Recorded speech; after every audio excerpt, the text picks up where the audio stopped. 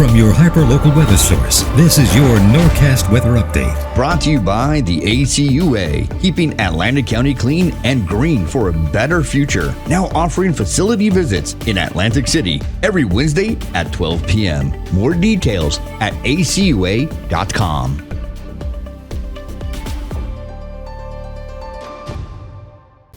Consistent warm down the eastern seaboard, but notice up here we're actually staying kind of suppressed, and that really is no surprise with these moist conditions, with these humid conditions, and with these rainy conditions across the state today. So no shocker there that we're actually cooler than the rest of the eastern coast there today with that wind out of the south and east, giving us that moisture, giving us this rain across the area, widespread as we head through the next several hours. Temperatures hovering consistently in the lower to mid 80s. Going to be pretty humid out there as well. Those dew points in the 70s. Just going to feel kind of gross today. If you're not getting rain, it's going to be pretty sticky out there. Here's our culprit. There's a occluded front here, giving these storms enough juice to, get going, sustaining through the day. It's kind of training. They're kind of going northeast, so really not going anywhere over the next several hours. Into tomorrow, rain chances might be a little bit less. Not particularly higher per se, but about the same.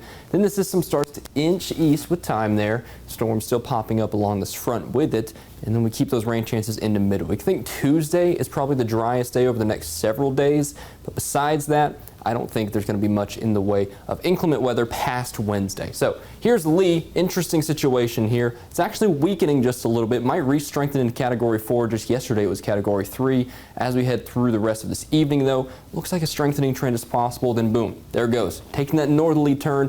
I'm really starting to think this is not going to have any mainland impacts in terms of actually making landfall. But again, I mentioned this yesterday. I would probably not rule out those coastal flooding risks that I was talking about yesterday. Rip tides are definitely going to be dangerous along much of the eastern seaboard, and some bad surf, So even though this is not necessarily going to make landfall in the United States, at least in my opinion, it's still probably going to cause a little bit of trouble along the eastern coast. So just because this thing's not making landfall doesn't mean it has no impacts, but we definitely got lucky. It could have turned a little further left, and I think that would have been a worse situation, of course. But models, we'll see how that pans out. We'll keep a close eye on that over the next several days as that gets closer and closer. So next few days, this is what I was talking about. Tuesday, a little bit of a break in terms of conditions and rain here. Wednesday, big old blowout there. We have 70% chance of rain across the state. And then, like I said, past Wednesday, I just mentioned that, I think that's when we start drying out and cooling off as well towards the end of the week. So there is some good news on the horizon past this kind of rainy few days through today and tomorrow. Drying out a little bit Tuesday and then Wednesday.